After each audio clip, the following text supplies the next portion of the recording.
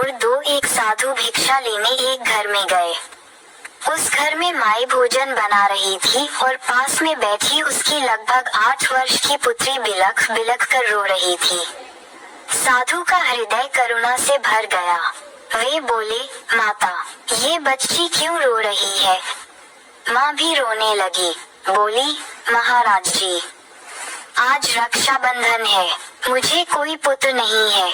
मेरी बिटिया मुझसे पूछ रही है कि मैं किसके हाथ पर राखी बांधूं।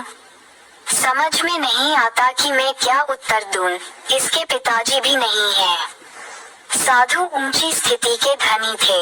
बोले, हे भगवान, मैं साधु बन गया तो क्या मैं किसी का भाई नहीं बन सकता? बालिका की तरफ हाथ बढ़ाया और बोले, बहन, मैं तुम्हारा भाई हूँ। मेरे हाथ पर राखी बांधो। साधु ने राखी बांधवाई और लीला नामक उस बालिका के भाई बन गए। लीला बड़ी हुई, उसका विवाह हो गया। कुछ वर्षों बाद उसके पेट में कैंसर हो गया। अस्पताल में लीला अंतिम श्वास गिन रही थी। घर वालों ने उसकी अंतिम इच्छा पूछी। लीला ने कहा, मेरे भाई साहब को बुलवा दीजिए।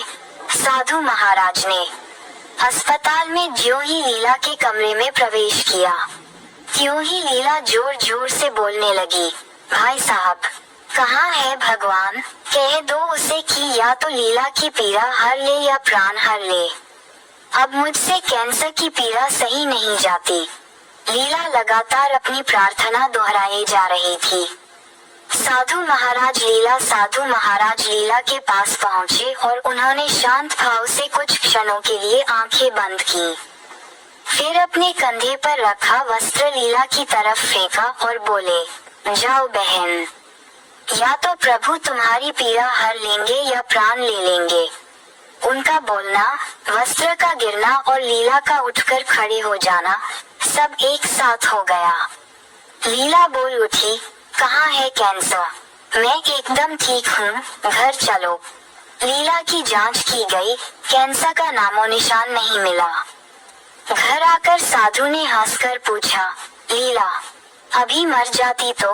लीला बोली, मुझे अपने दोनों छोटे बच्चों की याद आ रही थी, उनकी चिंता हो रही थी, इसलिए प्रभु ने तुम्हें प्राण शक्ति दी है। बच्चों की सेवा करो, बंधन तोड़ दो, मरने के लिए तैयार हो जाओ। ऐसा कहकर साधु चले गए। लीला सेवा करने लगी। बच्चे अब चाचा चाची के पास अधिक रहने लगे।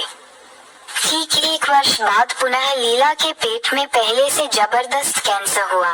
महाराज, गत वर्ष लीला तत्काल ठीक कैसे हो गई थी? आपने क्या किया था? गत वर्ष लीला ने बार 2 मुझसे पीड़ा या प्राण हर लेने के लिए प्रभु से प्रार्थना करने को कहा। मैंने प्रभु से कहा, हे भगवान, अब तक लीला मेरी बहन थी, इस क्षण के बाद वह आपकी बहन है, अब आप ही संभालिए। प्रभु पर छोड़ते ही प्रभु ने अपनी बहन को ठीक कर दिया। ये है प्रभु पर छोड़ने की महिमा। ऐसे ही जब आपके जीवन में कोई ऐसी समस्या, दुख, मुसीबत आए जिसका आपके पास हल न हो, तो आप भी घबराना नहीं, बल्कि किसी एकांत कमरे में चले जाना और भगवान गुरु के चरणों में प्रार्थना करके सब कुछ उनको सौंप देना और शांत निर्धार हो जाना। फिर जिसमें आपका परम मंगल होगा, परम हितैषी परमात्मा वही करेंगे। लीला जोर जोर से बोलने लगी, भाई साहब, कहाँ है भगवान? कह दो उसे कि या तो लीला की पीड़ा हर ले या प्राण हर ले। अब मुझसे कैंसर की पीड़ा सही नहीं जाती। लीला लगातार अपनी प्रार्थना दोहराए जा रही थी। साधु महाराज लीला के पास पहुँचे और उन्होंने शांत भाव से कुछ क्षणों के लिए आंखें बंद की। फिर अपने कंधे पर रखा वस्त्र लीला की तरफ फेंका और बोले, जाओ बहन, या तो प्रभु तुम्हारी पीड़ा हर लेंगे या प्राण ले लेंगे। उनका बोलना, वस्त्र का गिरना और लीला का उठकर खड़े हो जाना सब एक साथ हो गया। लीला बोल उठी, कहाँ है कैंसर? मैं एकदम ठीक हूँ, घर चलो। लीला की जांच की गई, कैंसर का नामो निशान नहीं मिला।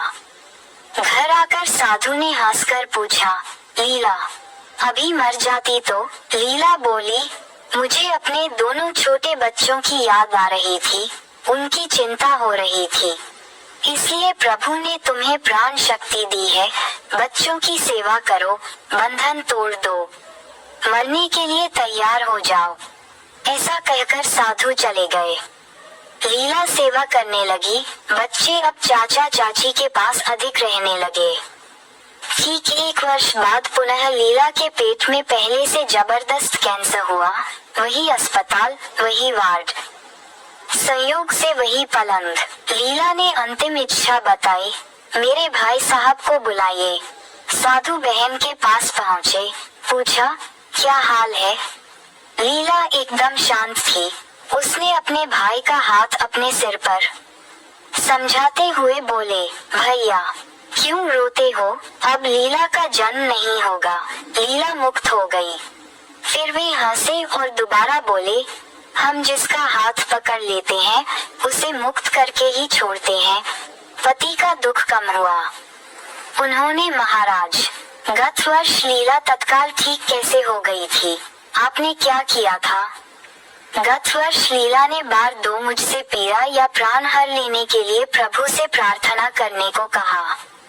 मैंने प्रभु से कहा, हे भगवान, अब तक लीला मेरी बहन थी, इस क्षण के बाद वह आपकी बहन है, अब आप ही संभालिए। प्रभु पर छोड़ते ही प्रभु ने अपनी बहन को ठीक कर दिया। ये है प्रभु पर छोड़ने की महिमा। ऐसे ही जब आपके जीवन में कोई ऐसी समस्या, दुख, मुसीबत आए जिसका आपके पास हल न हो, तो आप भी घबराना नहीं, बल्कि किसी एकांत कमरे में चले जाना और भगवान गुरु के चरणों में प्रार्थना करके सब कुछ उनको सौंप देना और शांत निर्धार हो जाना।